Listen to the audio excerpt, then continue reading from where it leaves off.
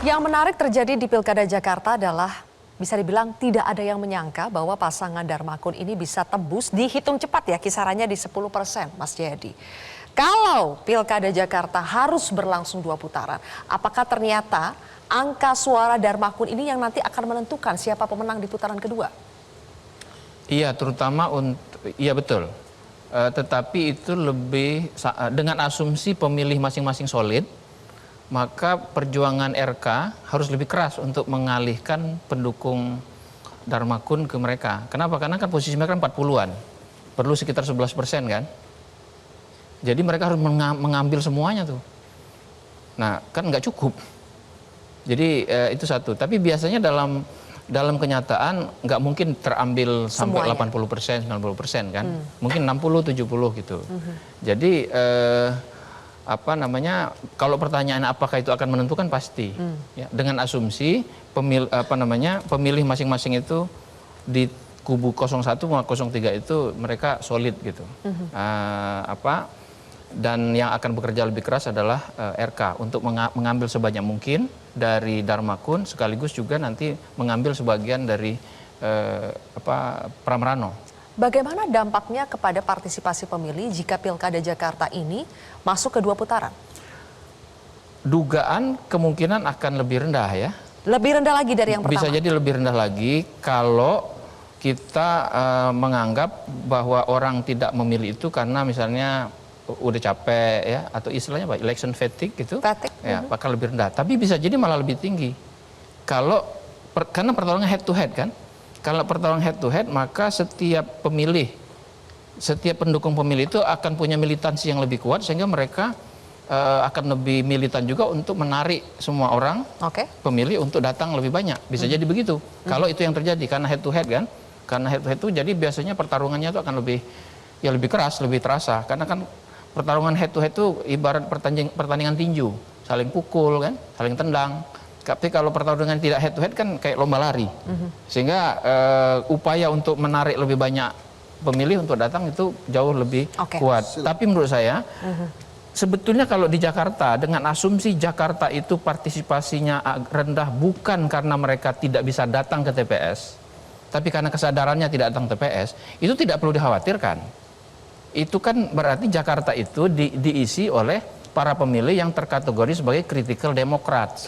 Mereka itu orang Demokrat, tapi karena kritis, jadi dia tidak datang bukan karena dia tidak bisa datang atau dihalangi datang gitu.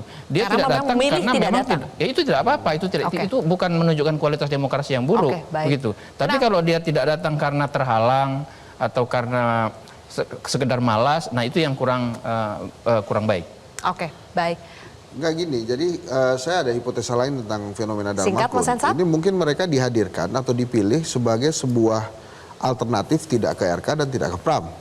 Udahlah, daripada saya tidak pilih atau saya tidak datang dan tidak berpartisipasi, maka saya berikan hak saya untuk Darmakun. Nah, kalau nanti Darmakun nggak ada, saya lebih setuju hipotesa yang pertama dari Mas Jayadi, itu bisa jadi turun partisipasinya. Semakin turun. Karena orang akhirnya dihadapkan lagi kepada hanya 2 pilihan, tidak ada alternatif lain. Sepertinya banyak analisa bahwa sekarang pemilih sudah lelah karena kita dalam 1 tahun kita mengadakan Pilpres, kemudian Pilkada serentak.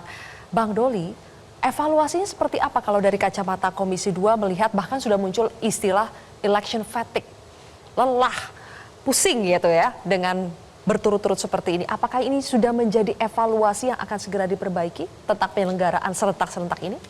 Ada 2 variabel yang mengkhawatirkan saya kemarin pada saat kita menjelang Pilkada 2024 ini.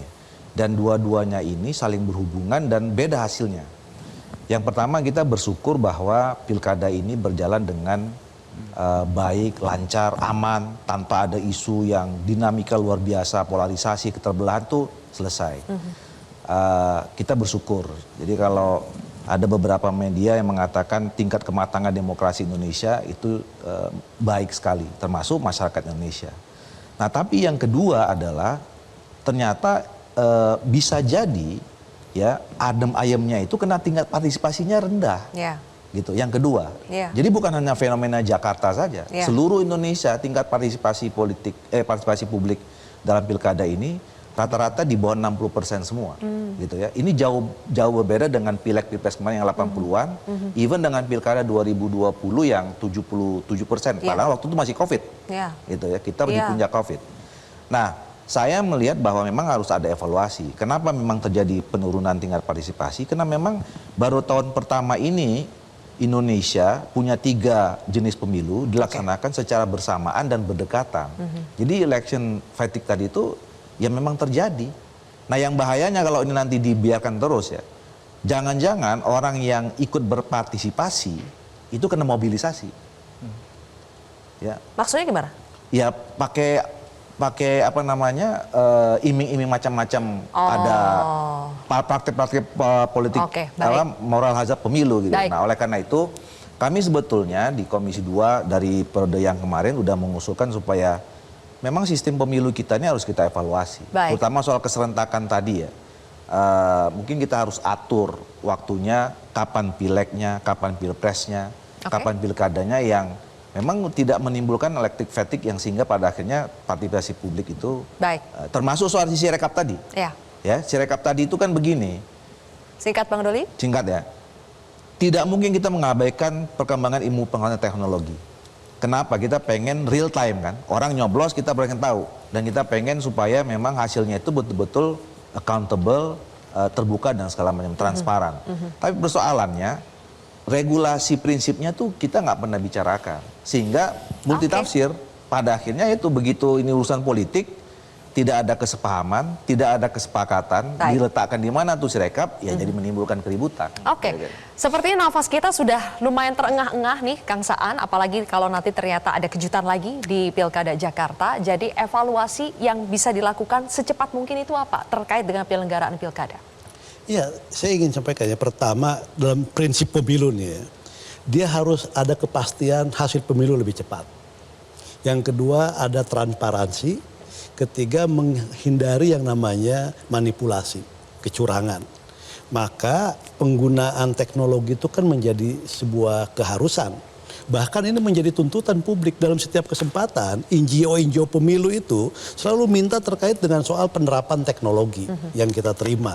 Nah, cuman regulasinya ini karena tidak ada revisi, tidak ada evaluasi terhadap sistem pemilu kita, maka ketika tuntutannya begitu kuat untuk menggunakan teknologi untuk pemilu ini, tapi payung hukumnya ini lambat. Jadi ini yang menjadi problem hari ini. Makanya salah satunya menata kembali sistem politik kita, termasuk kepemiluan, termasuk pilkada ini menjadi sebuah keharusan. Jadi lebih cepat kita menata itu akan menjadi lebih baik. Sehingga 2029 itu kita sudah dengan regulasi sistem pemilu, sistem politik kita yang baru. Kita tungguin ini kerjaan Kang Saan sama Bang Doli ya. Kasih tepuk tangan dulu dong biar semangat menyelesaikannya.